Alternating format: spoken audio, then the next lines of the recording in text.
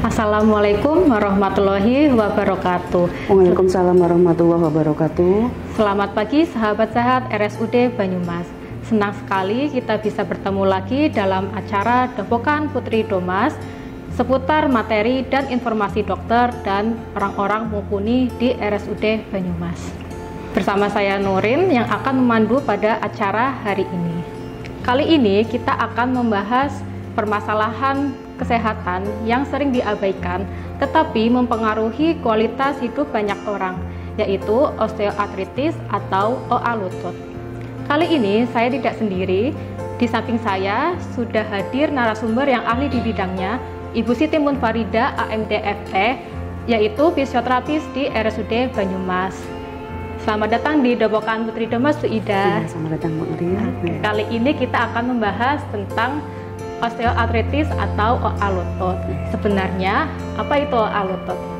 OA lutut di sini adalah sebuah kondisi yang mengalami persendian lutut itu pada lutut, pada bahu, sendi bahu, jari-jari atau pinggul. Namun di sini banyak kita temui untuk sendi lutut ya, di mana terjadi ketidakseimbangan antara kerusakan kartilago dan pembentukan kartilago. Kartilago di sini berfungsi sebagai pelapis atau bantalan pada sendi ya, pada tulang-tulang di dalam sendi gitu. Dengan adanya kartilago itu nanti gerakan kita akan menjadi lebih teratur dan tidak terjadi gesekan langsung dengan tulang-tulang. Keseimbangan antara pembentukan dan kerusakan kartilago itu dapat menyebabkan kerusakan pada kartilago itu sendiri. Sedangkan untuk kerusakan kartilago itu akan menyebabkan terjadinya nyeri, adanya spasme atau kekakuan sendi, dan terjadinya pembekakan sendi ya. Di sini osteoartritis itu sering terjadi pada usia yang lebih tua, tetapi tidak menutup kemungkinan pada usia muda oleh karena cedera atau faktor kerusakan yang lain. Oke, lalu apa saja faktor-faktor yang mempengaruhi seseorang untuk terkena osteoartritis atau OA lutut? Faktor-faktornya bisa dari usia, jenis kelamin, dari berat badan, dari faktor genetik, dan faktor untuk kerusakan dari sendi lutut itu sendiri.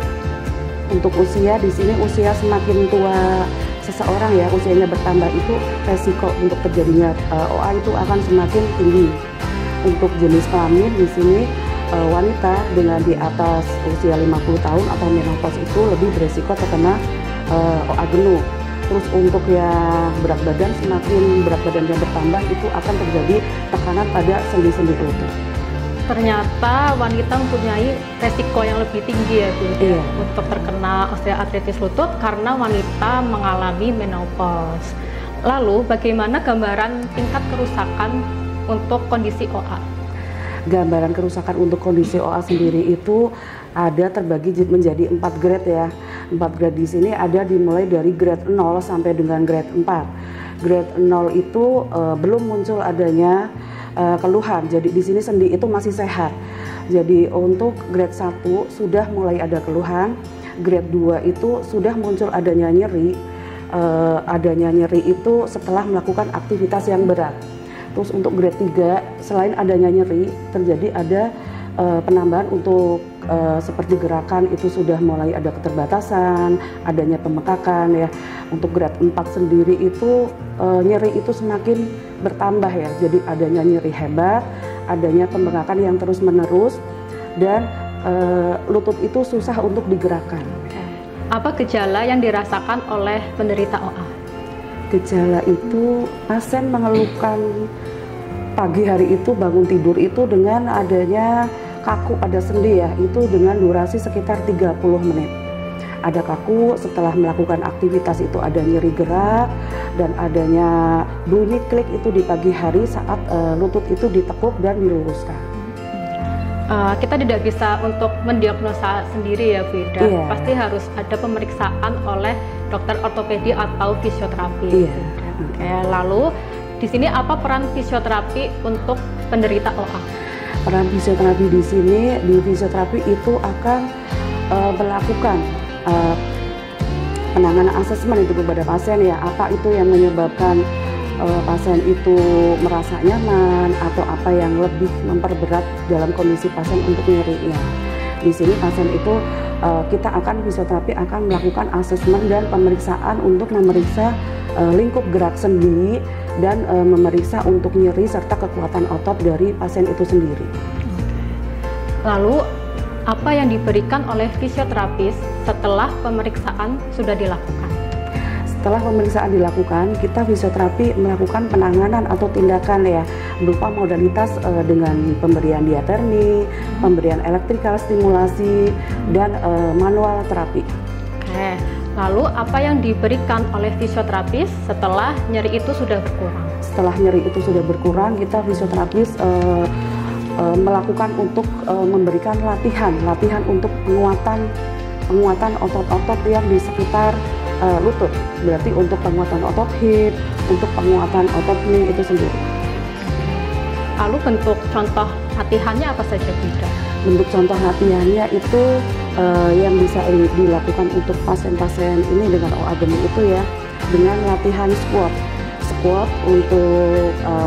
untuk latihannya berarti berupa kakinya itu direntangkan selebar bahu, nanti tangannya telentangkan ke depan ya, diulang ke depan, nanti gerakannya seperti gerakan setengah duduk ya, posisi mau duduk, pertahankan posisi ini, tulang belakangnya ke dalam keadaan lurus, jadi posisi setengah ditekuk, nanti pasien berdiri kembali, nanti dilakukan tekuk lagi, kembali lagi berdiri ya, itu sampai dengan 10 kali pengulangan ya.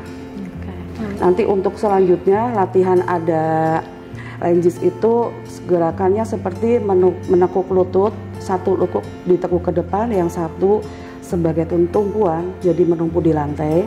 Gerakannya seperti itu, tahan sampai berapa detik ya, nanti baru dikembalikan ke posisi semula. Terus untuk yang ketiga itu adalah ada latihan untuk lateral set up.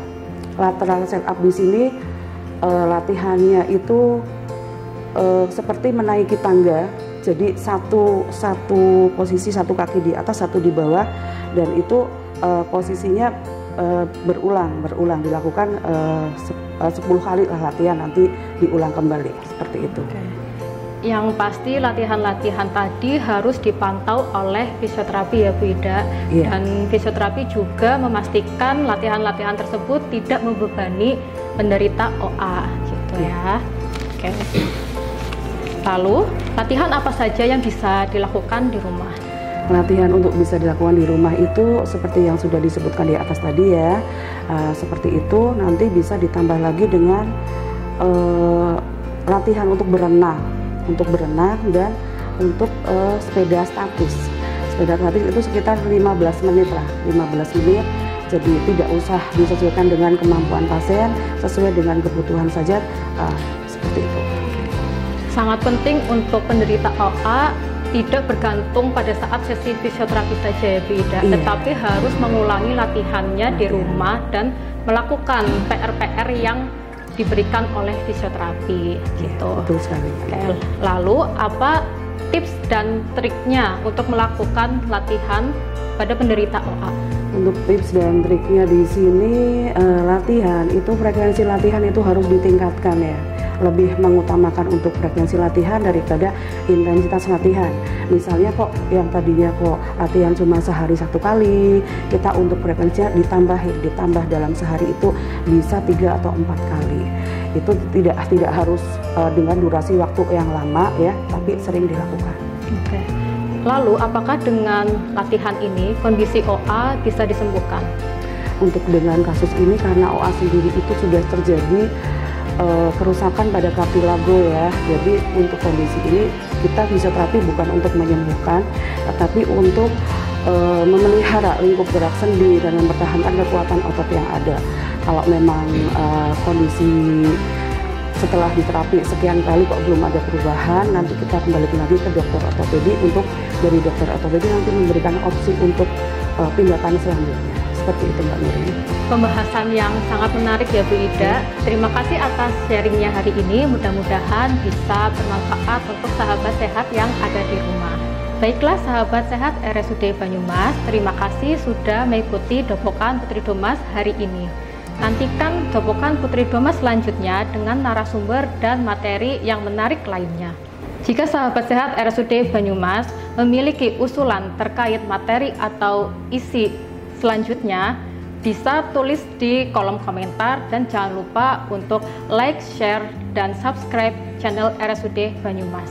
Sampai jumpa lagi dan wassalamualaikum warahmatullahi wabarakatuh. Waalaikumsalam warahmatullahi wabarakatuh.